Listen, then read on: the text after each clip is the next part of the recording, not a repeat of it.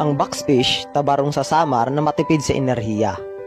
Para makabuo ng sasakyan na mas matibay, mas matipid at hindi nakakasira sa kalikasan, magugulat ka kung saan nakakuha ng inspirasyon ng mga disenyador. Sa karagatan. Ang backfish na matatagpuan malapit sa mga bahuran ng korali sa tropiko ay mahusay na modelo ng isang magaan at napakatuling sasakyan. Mabilis lumangoy ang backfish. Bawat segundo, kaya nitong langoyin ang hanggang 6 na ulit ng haba ng katawan nito.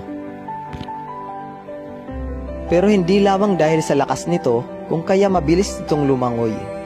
Salungat sa inaasahan. Nakatulong pa nga sa bilis nito ang hugis kahong katawan ng isda. Sa katunayan, gumawa ng modelo ng backfish ang mga inhinyero at sinubok ito sa wind tunnel. Natuklasan nila na hindi ito nahihirapang sagupain ng hangin kung ihahambing sa maliliit na sasakyan.